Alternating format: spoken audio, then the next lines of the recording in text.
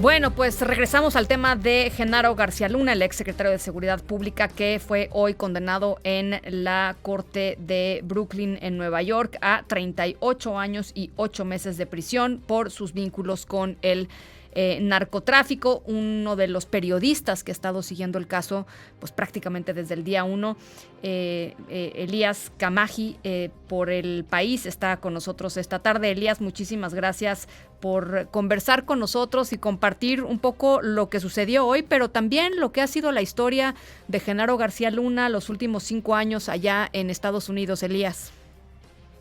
Hola Ana Francisca, me da mucho gusto saludarte, al contrario, gracias por la invitación para platicar con tus radioescuchas. ¿Qué fue lo más interesante para ti hoy, Elías?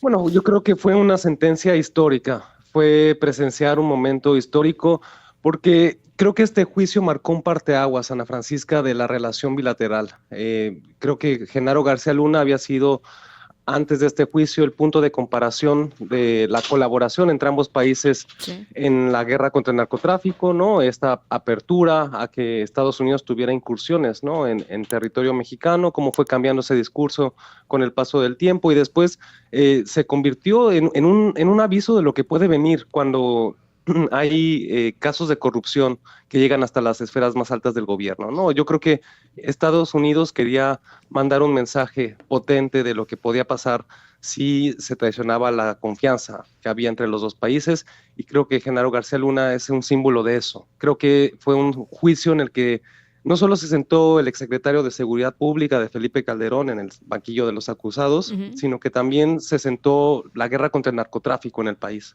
Creo que eso es lo que vimos en el año pasado y que llegó como a su punto culminante en estos días en la sentencia. Y con un resultado verdaderamente doloroso y patético para el país, ¿no? O sea, digamos que si se sentó en el banquillo de los acusados la guerra contra el narco, salió perdiendo México y salió perdiendo Estados Unidos, ¿no?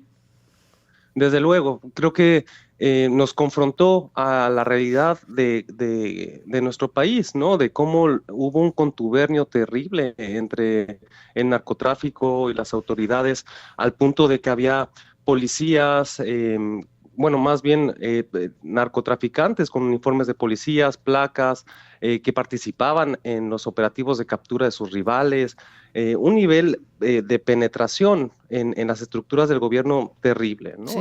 Y creo que eso es lo que se pone de manifiesto aquí, y lo que tú dices es muy importante porque es un fracaso del sistema de justicia de México, del sistema legal que tenemos, que ha estado en la agenda informativa en las últimas semanas por la reforma judicial y por todo este debate, de que no podamos procesar este tipo de casos en nuestro país, porque eso pues nos sí. deja que sea en la larguísima cadena que existe del narcotráfico, ¿no? Que atraviesa México y Estados Unidos, pues solo se hace justicia para los últimos eslabones, Sí. para los consumidores finales, ¿no? Para la gente que tiene acceso a drogas en Estados Unidos, en Nueva York, en las grandes ciudades, por ejemplo en Chicago, ¿no? Donde están los chapitos, pero toda la parte de la cadena que es mucho más larga y atraviesa México, no se le hace justicia, ¿no? Y creo que nos deja mucho que pensar, y creo que se destapó una cantidad de información enorme que nos hace cuestionarnos, ¿no? Y que nos va a tomar mucho tiempo digerir, ¿no? Sí. Creo que estamos apenas todavía procesando lo que se ha dicho en esta corte de Brooklyn. Oye, ¿hay posibilidades de que García Luna salga de prisión antes que los 38 años con 8 meses, cierto, ¿no? O sea, además de que van a impugnar, ya dijo el abogado de la defensa, pero bueno, hay posibilidades de que por buena conducta, etcétera, pueda salir antes, ¿no? Sí, así es. Entiendo que a partir de los 20 años ya puede ir reduciendo esa sentencia. Hay que tener en cuenta que pues ya los 5 años prácticamente que ha estado en Estados Unidos se toman en cuenta. Sí. Entonces, Genaro García Luna tiene 56 años. Si cumpliera a cabalidad esta sentencia, pues saldría de 89 años, ¿no? Híjole, Y ajá. lo dejaría en una especie de limbo porque pues en México pues tiene casos abiertos, Sí. causas abiertas, Sí. ¿no? Y en Estados Unidos también parte de la sentencia fue que no podría regresar a territorio estadounidense. Entonces tendría que, pues no sé, pues naufragar, ¿no? Sí, sí. O quedar a la deriva un poco ahí en algún país que lo quiera recibir, ¿no? O está, digamos, su esposa, por ejemplo, Linda Cristina Pereira, que estuvo en la audiencia, pues es prófuga de la justicia en México, Sí, ¿no? Ese es vive en el tipo Estados de Unidos. limbo, sí, al que se enfrenta el entorno de García Luna.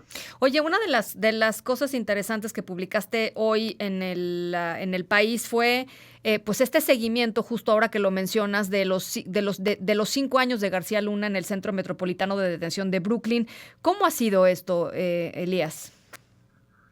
Fue una nota muy interesante de hacer. Fíjate, Ana Francisca, que antes de que se dicte la sentencia, en todos los juicios se les da oportunidad a los acusados, bueno, a las dos partes, a la fiscalía y a la defensa, de que presenten una serie de cartas para que el juez pueda tomarlas en cuenta al fijar la sentencia o al dictar la sentencia, ¿no? Entonces, eso me pareció muy interesante porque había muchas cosas del paso de García Luna en prisión, ¿no? Desde que fue detenido el 9 de diciembre de 2019 en su departamento de Irving, Texas, hasta pues cómo llegó a Nueva York, las condiciones que enfrentó, porque él llegó a una parte de la cárcel de Brooklyn que se conoce como el hoyo, ¿no? Híjole. O el shoe, Sí. que ahora, por ejemplo, está Diddy, ¿no?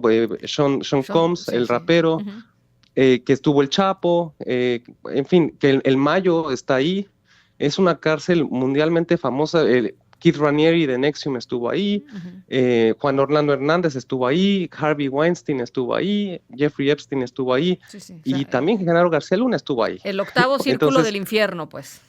exacto, y ese infierno que se llama El Hoyo está en la parte más alta de la cárcel. Esta es una cárcel que es como un edificio principal. El edificio principal tiene 9 plantas y el último piso está reservado para los presos que son confinados a estos espacios por 3 razones principales. Una puede ser que sean peligrosos para otros reos o que sean indisciplinados o que están en riesgo de ser agredidos, ¿no?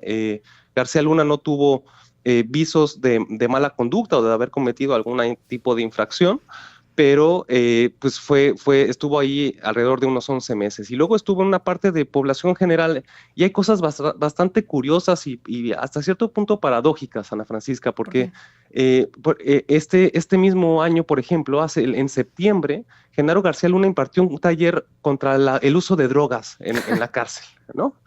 Un exsecretario que es Híjole. acusado de colaborar con el cártel Sí, de Sinaloa estaba pidiendo a los otros dos que se alejaran de las drogas, ¿no? sí, sí. O le dieron cursos desde el hoyo, ¿no? En una especie de iPad que se adquiere ahí en la cárcel, sobre la paternidad y sobre un curso. El primer curso que completó, por ejemplo, fue uno que se llama Punto de Inflexión.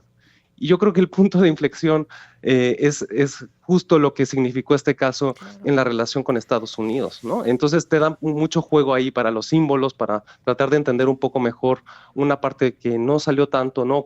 O que se vio opacada por otro tipo de información que pues, era muy relevante en su momento, pero que se dio la oportunidad de hacerlo de una forma un poco más reposada y ahí lo pueden leer en el País si tienen Está, de oportunidad. veras está realmente muy interesante este artículo, se llama De la cárcel al abismo, los 5 años de Genaro García Luna tras las rejas. Ahora, ¿a dónde irá Genaro García Luna, Elías? Pues todavía no lo sabemos. En este punto del proceso se da una recomendación. Entonces, los abogados de García Luna quieren llevarlo a que esté cerca de Washington, D.C., que es donde vive su familia. No Sí. viven en Washington, la capital, pero viven en esa zona metropolitana, ¿no? Su hija estudió en Johns Hopkins, que está en Baltimore, que está como unos 40, 50 minutos en coche, y su esposa vive creo que en Virginia. Entonces, quieren tener un destino en el que puedan visitarlo más o menos con cierta recurrencia, ¿no? Pero bueno, eso se definirá en los próximos días.